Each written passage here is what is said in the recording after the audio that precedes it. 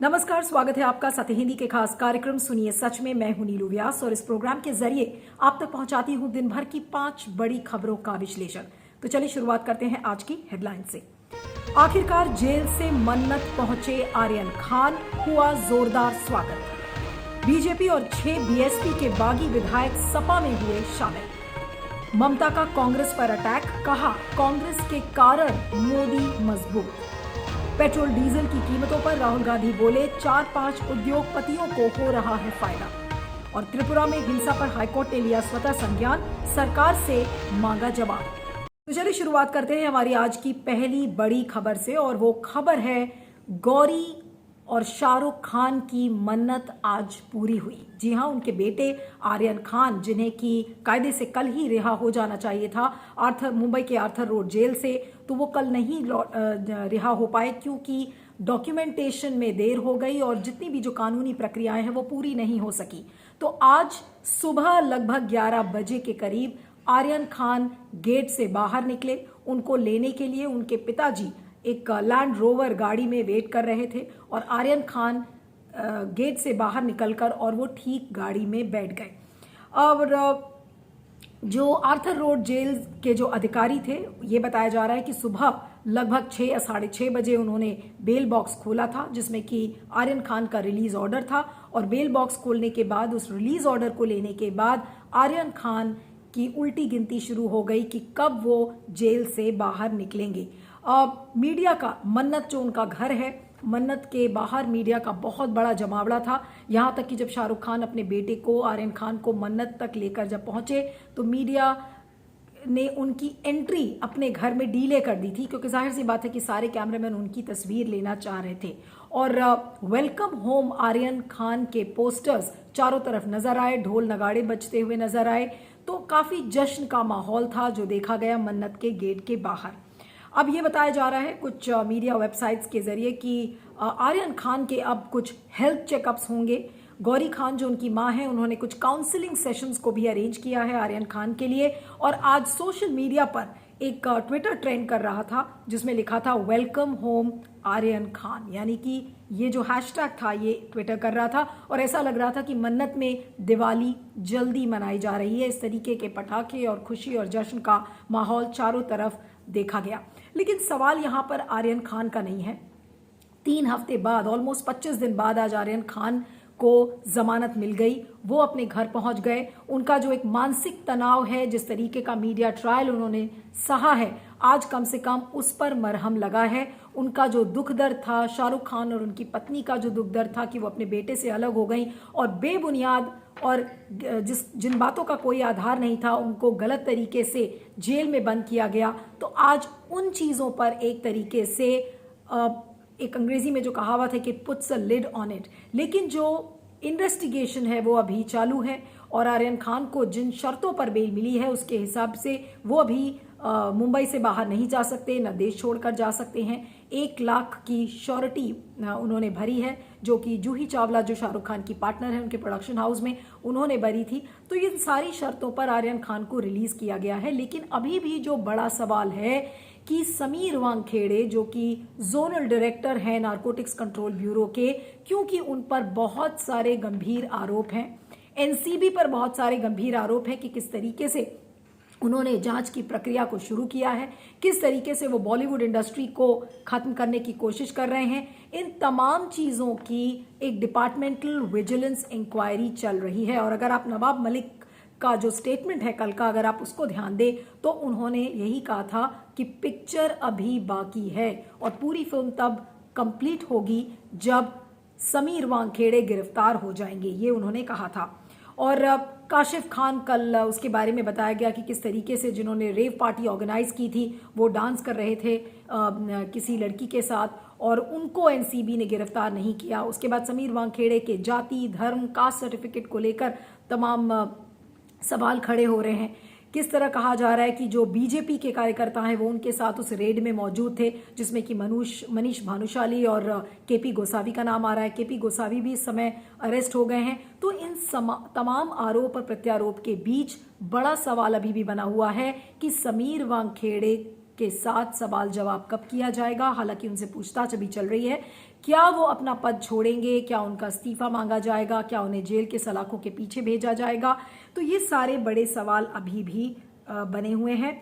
और कल नवाब मलिक ने कुछ और गंभीर आरोप लगाए थे। उन्होंने कहा था कि बीजेपी के बहुत सारे नेताओं के नाम उनके पास हैं जो कि एनसीबी डायरेक्टर के पास जाते थे और मिलते थे, और वो अभी और खुलासे करेंगे जब विधानसभा का शीतकालीन सत्र शुरू होगा। यानी कि और भी खुलासे नवाब मलिक करने के मूड में हैं।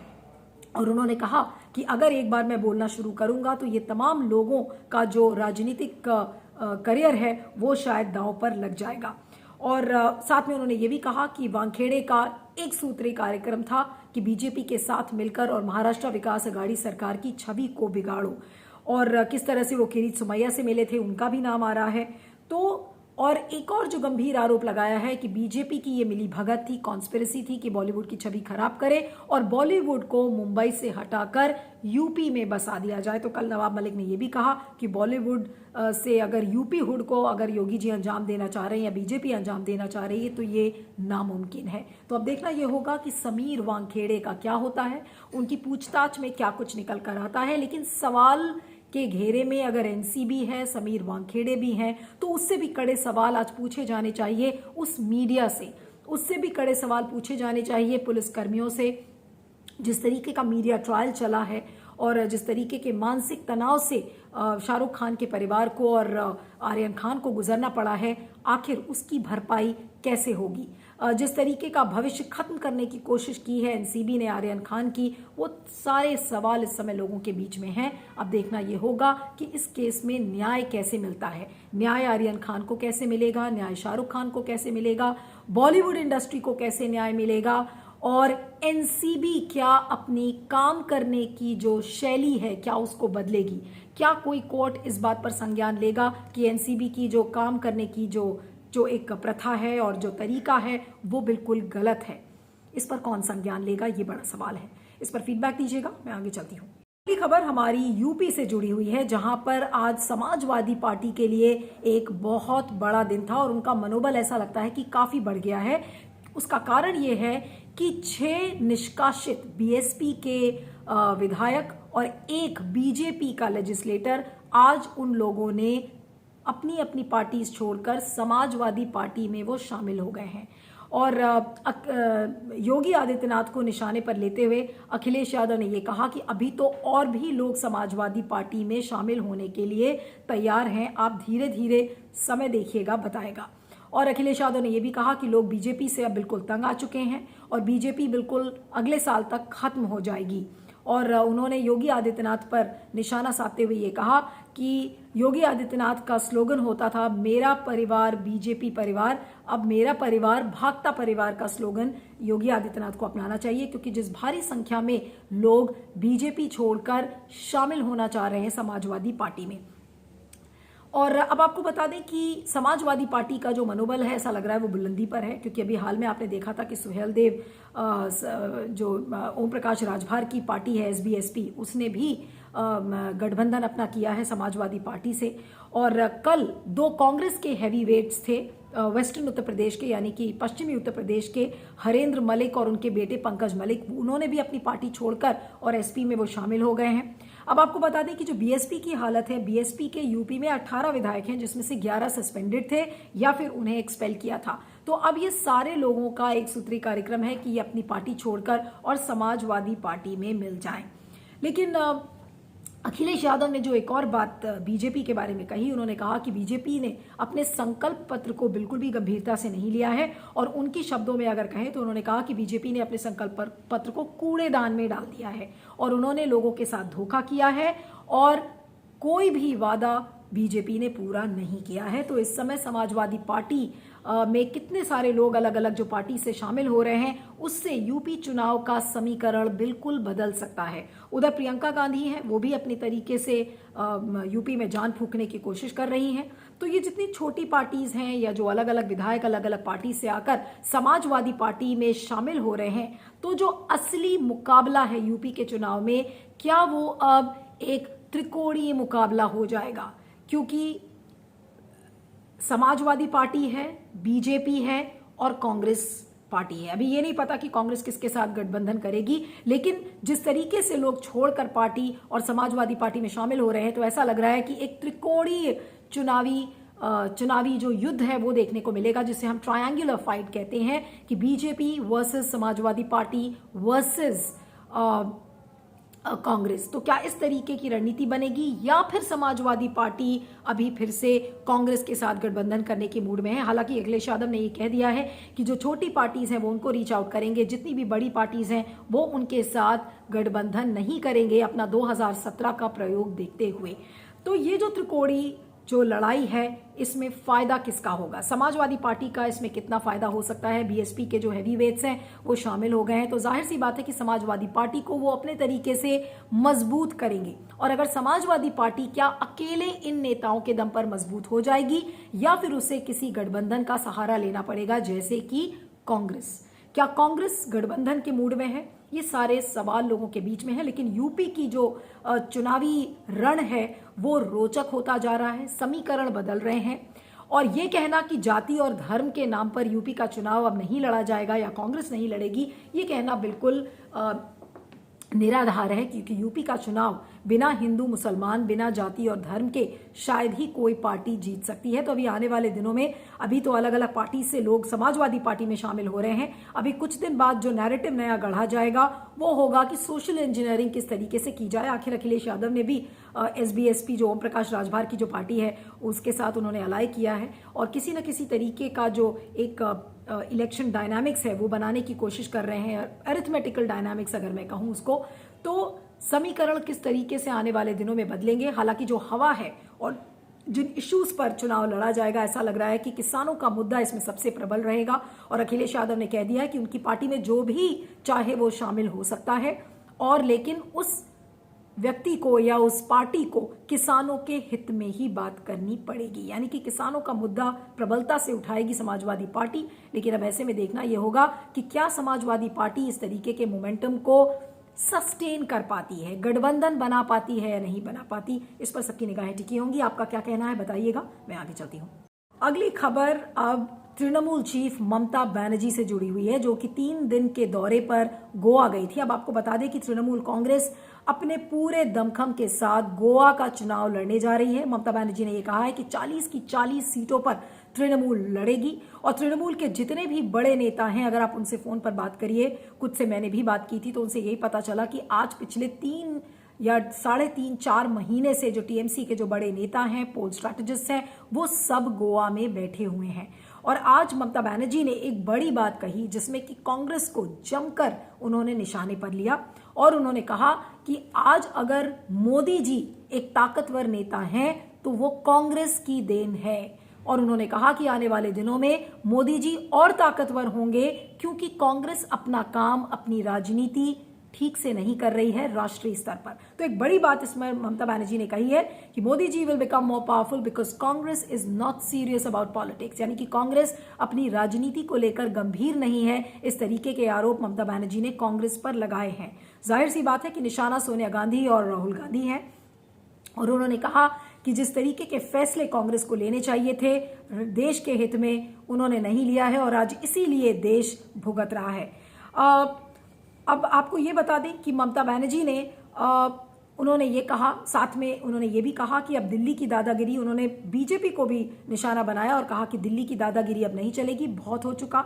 और उन्होंने कहा कि हमारा जो पश्चिम बंगाल राज्य है उसने काफ़ी सफ़र किया है दिल्ली की दादागिरी के वजह से। और उन्होंने कहा कि मैं चाहती हूं कि जितनी रीजनल पार्टीज़ हैं, यानी कि जो क्षेत्रीय राजनीतिक दल हैं, वो ज़्यादा और ताकतवर बने, जिससे कि जो देश का फेडरल स्ट्रक्चर है, जो संघीय ढांचा है, वो मजबूत होगा। उनका ये कहना है कि अगर राज्य मजबूत होंगे तो सेंटर भी मजबूत होगा। और अब आपको बता दें कि अभी कुछ ही दिन पहले प्रशांत किशोर जो पोल स्ट्रैटेजिस्ट हैं, उन्होंने भी कांग्रेस पर निशाना साधा था और कहा था कि राहुल गांधी मोदी जी की राजनीति को और बीजेपी की राजनीति को नहीं समझ पा रहे हैं। और अब कांग्रेस पर ममता बनर्जी का निशाना एक बार फिर से कई बड़ी बातों का संकेत देता है। यहां पर क्या है, 2-3 बातें आपसे पॉइंट वाइज बताऊंगी कि तृणमूल कांग्रेस को कमजोर करना चाहती है। कांग्रेस बनाम तृणमूल, यानी कि अब तृणमूल कांग्रेस और कांग्रेस एक पेज पर नहीं रहेंगे, और अगर ये दोनों पार्टीज एक पेज पर नहीं रहती हैं या अपोनेंट के तौर पर लड़ती हैं तो फिर विपक्षी एकता का क्या होगा।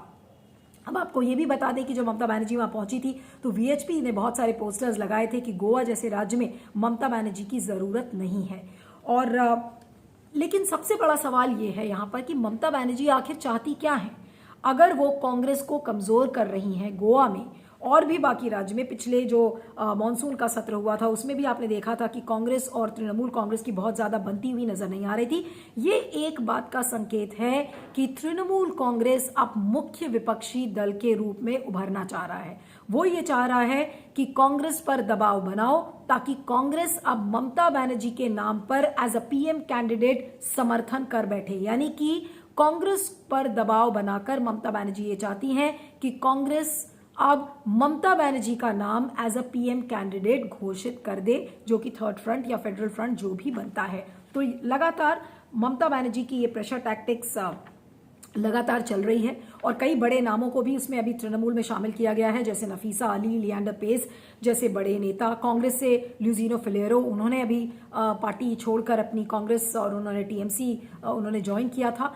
तो इन सारे सही नैरेटिव और सही टोन के बीच में ममता बनर्जी लगातार कांग्रेस को निशाना बना रही हैं और उसका एक सूत्री कार्यक्रम यह है कि ममता बनर्जी अब अपने आप को प्रधानमंत्री की कुर्सी पर देखना चाहती हैं बतौर फेडरल फ्रंट के उम्मीदवार के तौर पर। और ममता बनर्जी की जो ये प्रेशर टैक्टिक्स है, दबाव की जो रणनीति कांग्रेस पर है, वो इसलिए है ताकि कांग्रेस राहुल गांधी का नाम पोर्ट्रे ना करके बल्कि ममता बनर्जी के नाम पर मुहर लगाए। लेकिन कांग्रेस क्या ये करेगी? क्या ये कर पाएगी?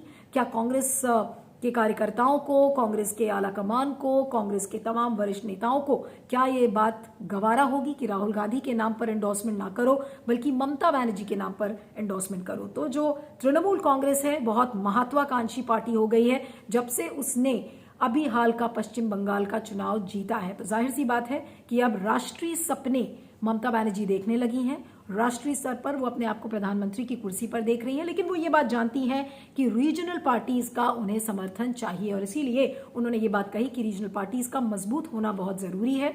तो अपने आप को फेडरल फ्रंट का बड़ा नेता वो मान रही है और हो सकता है कि उनके नाम की मुहर भी लगा दी जाए। लेकिन क्या ममता बनर्जी बिना कांग्रेस के ये काम कर सकती हैं? इसीलिए कांग्रेस पर बार बार ममता बनर्जी दबाव बनाने की कोशिश कर रही हैं। क्या आप भी ऐसा सोचते हैं? फीडबैक दीजिएगा, मैं आगे चलती हूँ। ममता बनर्जी की राजनीति से अब राहुल गांधी की राजनीति में आते हैं, जो कि लगातार बीजेपी पर हमला कर रहे हैं। और एक बार फिर राहुल गांधी ने जमकर हमला किया है केंद्र सरकार पर, मोदी सरकार पर, पेट्रोल और डीजल के दामों को लेकर। राहुल गांधी अभी गोवा के दौरे पर हैं। उन्होंने कहा कि यूपीए के टाइम में जब इंटरनेशनल क्रूड ऑयल जो कच्चा तेल था उसकी जो कॉस्ट थी वो उस समय $140 पर बैरल थी और उस समय लोगों के लिए पेट्रोल और डीजल इतना महंगा नहीं था। और अब जबकि हाल में जब इंटरनेशनल क्रूड ऑयल की प्राइसेस बहुत ज़्यादा कम हैं तो मोदी जी अपने लोगों को फ़ायदा नहीं पहुंचा रहे हैं और तेल की कीमतों को नहीं कम कर पा रहे हैं। और उसका ये है उसका जो राज है वो ये है कि बीजेपी सरकार एक ऐसी सरकार है जो कि सबसे ज़्यादा टैक्स की वसूली डीजल और पेट्रोल पर करती है। यानी कि 54% टैक्सेस लगे हैं, जो कि विश्व में किसी भी देश के पास इतनी हेवी टैक्सिंग फ्यूल प्राइसेस को लेकर नहीं है। और साथ में उन्होंने ये भी कहा कि देखिए कांग्रेस जो भी वायदे करती है उसको पूरा करती है। बतौर गारंटी उन्होंने कहा छत्तीसगढ़ में हमने कहा था कि किसानों के लोन माफ कर दिए जाएंगे, वो हमने किया।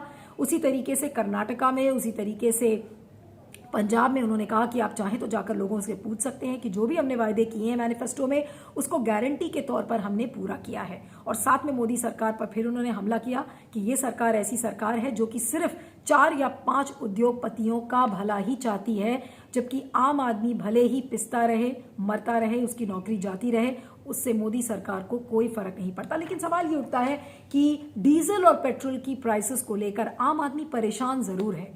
उसके बाद सोशल मीडिया पर भी इसको लेकर काफी लोग लिख रहे हैं, लेकिन ऐसा लग रहा है कि जो एक जनरल परसेप्शन मोदी सरकार के लिए बना है तो यही है कि मोदी है तो मुमकिन है। तो क्या ये जो तेल की बढ़ती कीमतें हैं क्या आज आम आदमी को चोट नहीं पहुंचा रही हैं? क्या उनके जेब में सुराख नहीं कर रही हैं? ये सारे बड़े सवाल हैं। और एक समय था जब यूपीए के टाइम में जब महंगाई डायन बोला जाता था और ये जो मुद्दा था ये काफ़ी रेजोनेट भी करता था लोगों के बीच में। तो क्या लोग अब जो आम आदमी है वो क्या असली मुद्दों के बारे में उसने सोचना बंद कर दिया है? क्या उसकी आंखों में पट्टी चढ़ गई है? ये सब सोचने वाली बातें हैं। लेकिन फिलहाल तेल की बढ़ती कीमतों की वजह से एक आम आदमी का जो महीने का बजट है वो बहुत ज़्यादा डिरेल हो गया है, पटरी से उतर गया है। और ये सोचने वाली बात है। लेकिन सरकार इन टैक्सेस को कब कम करेगी? सारे एक्सपर्ट्स ने भी सुझाव दिए हैं सरकार को कि अपने टैक्सेस को कम करो, लेकिन फिर भी ऐसा लग रहा है कि सरकार इसको करने के मूड में नहीं है।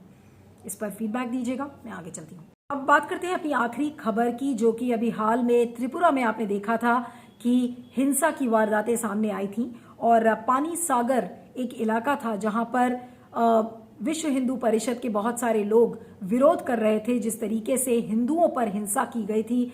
और दुर्गा पूजा पंडाल जो बांग्लादेश में बने हुए थे वहां पर हिंसा की गई, लोग मारे गए, हिंदुओं की दुकानें जलाई गई। तो उसी को लेकर त्रिपुरा में वीएचपी एक रैली निकाल रहा था। और जब पानी सागर और ऊनाकोटी और सिपाही जाला में जब ये विरोध प्रदर्शन काफी हिंसक हो गया तो वहां पर यह बताया जा रहा है कि जो माइनॉरिटीज थी उनकी मस्जिदों पर तोड़फोड़ की गई, उनकी दुकानें जलाई गई। तो एक काउंटर रिएक्शन देखा गया और आज त्रिपुरा हाईकोर्ट ने इस पर स्वतः संज्ञान लिया है। और स्वतः संज्ञान लेने का मतलब ये है कि सरकार से त्रिपुरा हाईकोर्ट ने एक एफिडेविट सबमिट करने को कहा है और कहा है कि एक रिपोर्ट आप इस पर सौंपिए 10 नवंबर तक।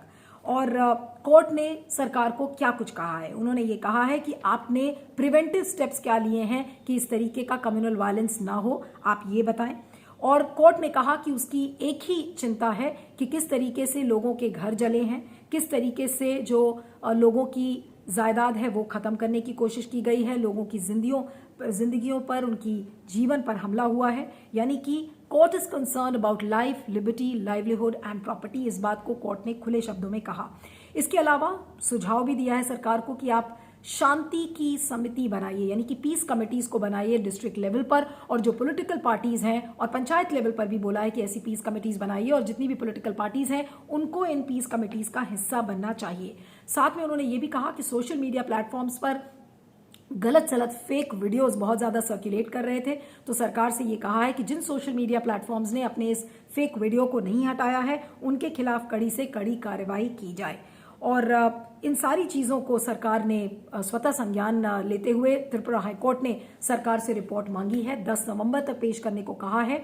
और जो अगली सुनवाई है इस मामले में वो 12 नवंबर को है। यानी कि जो कम्युनल वायलेंस है उस पर त्रिपुरा हाईकोर्ट ने स्वतः संज्ञान लिया है। लेकिन सवाल ये उठता है कि इस तरीके की जो लॉ एंड ऑर्डर सिचुएशन, वहां पर कानून की अव्यवस्था जो त्रिपुरा में सामने आई है उसे वहां की सरकार क्यों नहीं रोक पाई? क्या ये सरकार की मिलीभगत से हुआ? क्या सरकार जो हिंदुत्व का एजेंडा है, हिंदुत्व मेजॉरिटेरियन एजेंडा है, क्या उसको अंजाम देने की कोशिश कर रही है?